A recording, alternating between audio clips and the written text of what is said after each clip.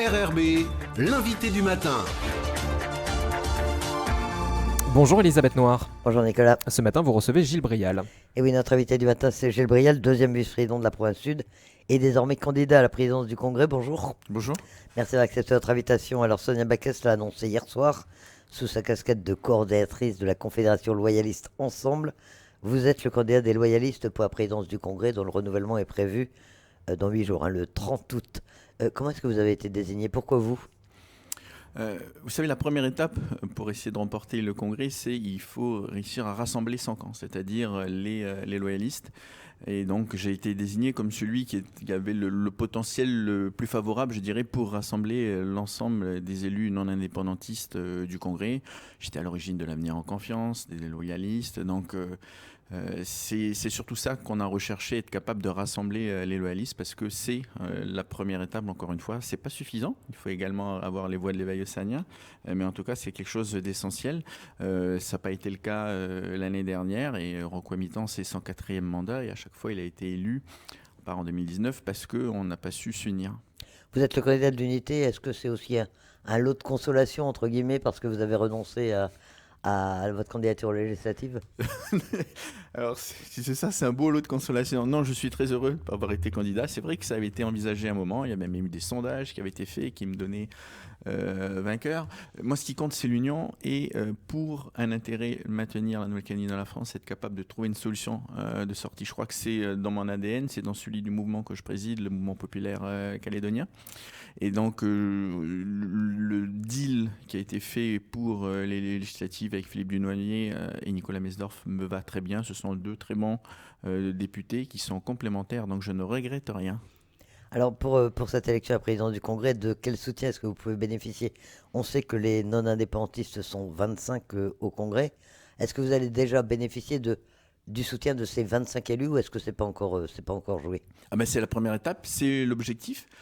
Donc on a eu des discussions avec nos partenaires qui forment la Confédération loyaliste Ensemble. Confédération loyaliste Ensemble qui n'existe pas encore au Congrès de la Nouvelle-Calédonie. Il n'y a pas encore de groupe. Non, le groupe n'a pas tous. encore été déposé, mais la Confédération existe.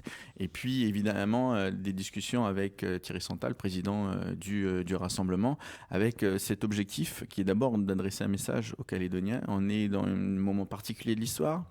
On va commencer les discussions de sortie de l'accord Nouméa. Il y a une nouvelle page à écrire, les nouveaux statuts à rédiger, en prenant en compte évidemment nos 3 victoires au référendum. Donc c'est important de leur adresser un message à un moment où ils sont inquiets, alors un message de clarté et d'unité. Donc essayer de rassembler la famille non indépendantiste du Congrès. Alors, le groupe Avenir en Confiance avait présenté un candidat l'an dernier pour la présidence du Congrès. Cette fois-ci, il a dit qu'il ne le ferait pas. Vous êtes assuré qu'il vous soutiendra, ou ça se discute encore dans les jours qui viennent? C'est à eux, ils annonceront publiquement leur position.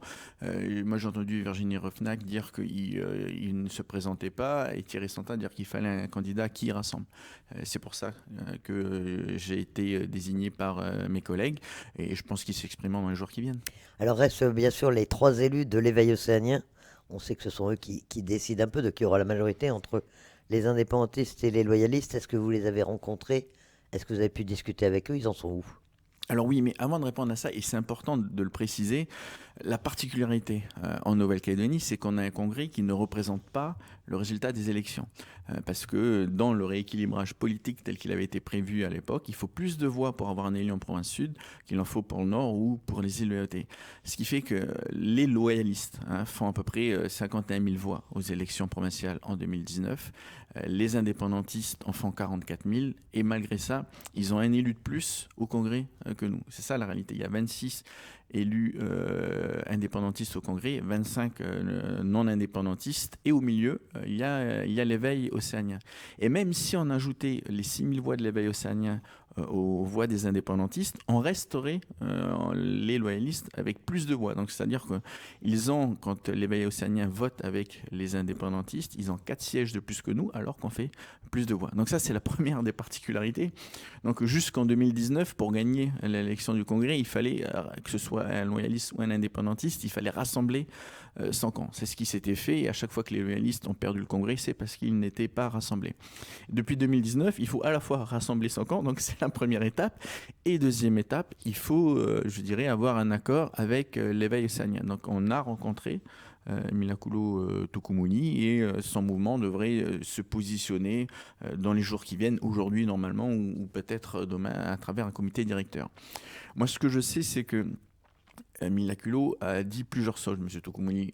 Plusieurs fois, il a dit qu'il voulait l'équilibre, c'est-à-dire que pour lui, la Nouvelle-Calédonie est quasiment coupée en deux, loyalistes, indépendantistes, et qu'il fallait, s'il y avait un loyaliste à la tête du gouvernement, il en fallait un indépendantiste à la tête du Congrès. Et on sait qu'il n'a pas respecté cet équilibre. Il n'a pas respecté cet équilibre l'année dernière en prétextant qu'il n'y avait pas d'accord entre les loyalistes pour avoir un candidat unique. Cette année, il y en a un. Donc s'il reste dans la même logique, ces voix devraient se porter pour nous.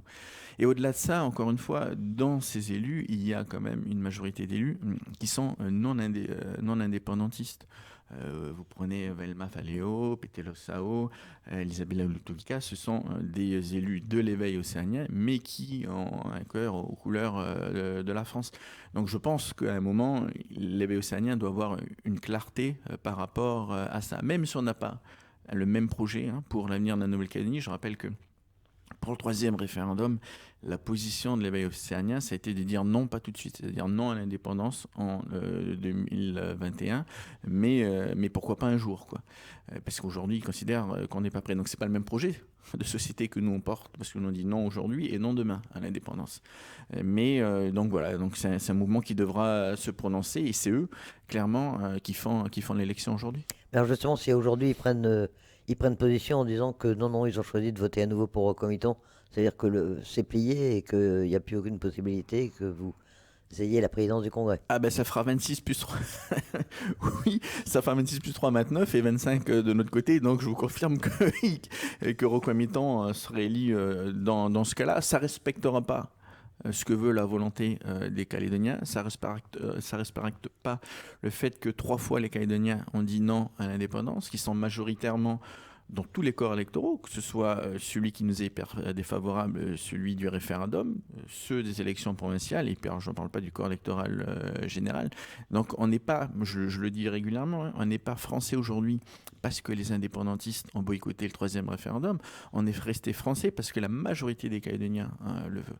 Donc si Rocomiton est élu à nouveau, ça respecte pas la logique politique calédonienne, mais ça respecte, je dirais, une sorte de déséquilibre politique issu de l'accord Nouméa et qu'il faudra absolument changer dans le prochain statut. Voilà, c'est ce que j'allais vous demander. C'est l'une des premières choses à faire dans un nouveau statut, de rétablir une vraie représentativité des 3 provinces au Congrès. Oui, on est dans un système qui n'est plus démocratique aujourd'hui.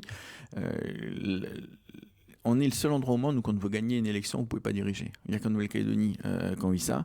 Donc je pense que c'est important de faire le bilan politique également de l'accord de Nouméa, ce qui marche au niveau institutionnel et ce qui ne marche pas. On voit qu'on est arrivé aux limites aujourd'hui de l'accord de Nouméa, que ce soit avec le fonctionnement du gouvernement collégial qui est paralysé, qui n'avance plus, un congrès qui ne représente pas la proportion politique réelle de la Nouvelle-Calédonie. Donc tout ça sont des choses qu'il va falloir revoir, et puis la clé de répartition également. Et dans ce contexte, est-ce que vous êtes favorable aujourd'hui à la chute du gouvernement Mapou? On en parle beaucoup, on connaît les contraintes là aussi. Vous pensez qu'il faut le faire tomber aujourd'hui ou qu'il faut laisser les choses aller?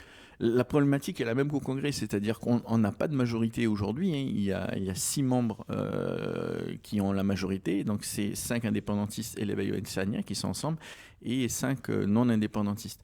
Donc pour faire tomber le gouvernement, nous on ne veut pas faire tomber le gouvernement pour le faire tomber, il faut avoir une capacité derrière d'élire un président du gouvernement, donc encore une fois avec l'éveil océanien. Ce sont des propositions qu'on a faites autour, pas d'un projet politique institutionnel, mais autour de réformes nécessaires, urgentes à prendre en Nouvelle-Calédonie pour sauver les comptes sociaux, pour relancer l'économie, parce que c'est notre vraie préoccupation quand on annonce qu'il y a 18 000 personnes qui ont quitté la Nouvelle-Calédonie. Vous savez, la Nouvelle-Calédonie d'aujourd'hui et celle d'il y a 10 ans, c'est toujours la même, c'est toujours les belles plages, c'est toujours les beaux cocotiers. Ce qui s'est dégradé, c'est la situation politique et la situation économique, et si les gens partent, c'est parce qu'ils n'ont plus de perspective, et c'est des personnes qui investissaient en Nouvelle-Calédonie, qui faisaient tourner l'économie, c'est autant de consommateurs en moins, et donc c'est autant d'employeurs potentiels en moins. On a bien compris la donne politique, elle n'est pas simple pour que vous soyez élu président du Congrès. Mais si vous êtes élu, comment ça va se passer à la province sud? Puisque vous êtes deuxième vice-président, vous ne pouvez pas rester, vous ne pouvez pas garder les 2 fonctions. Alors juridiquement si, mais on est assez d'élus à la province avec des compétences pour faire tourner l'ensemble de nos institutions. C'est pas une problématique pour le coup. Ça c'est quelque chose si l'élection se passe bien, c'est quelque chose qu'on réglera derrière en toute transparence. En attendant, Sonia Backès, la présidente de la province Sud, repart ce soir à Paris pour rejoindre ses fonctions de secrétaire d'État à la citoyenneté. Ça se passe comment? Ça veut dire que pendant ce mois-ci, vous vous êtes un peu partagé les fonctions, ou elle a occupé ses fonctions à plein, et vous êtes préparé pour assurer la suite quand elle sera à Paris? Alors, elle occupe toujours ses fonctions à plein, y compris quand elle est à Paris. Elle a une énergie que j'ai rarement vue. Elle a des capacités de travail qui sont phénoménales. Donc, quand elle est à Paris, on travaille beaucoup par téléphone, par visioconférence. Et quand on est là, ben, on se voit. Donc, le rythme de travail, il est très important pour elle. Pour nous, évidemment, quand elle est là, ça nous permet de se répartir les présences sur le terrain. Et quand elle est à Paris, avec Philippe Blaise, on gère ça de manière concertée, à trois. Les prochaines étapes maintenant, mis à part l'élection du président du Congrès, c'est la visite du ministre des Outre-mer dans un premier temps, et puis un comité signataire. Est-ce qu'on a un peu une visibilité sur le calendrier? Alors, comme un certain nombre de responsables, j'ai été contacté par le ministre de l'Intérieur, M. Darmanin. Ça fait partie des discussions. Moi, je considère que c'est bien qu'il y ait des représentants de l'État qui viennent en Nouvelle-Calédonie.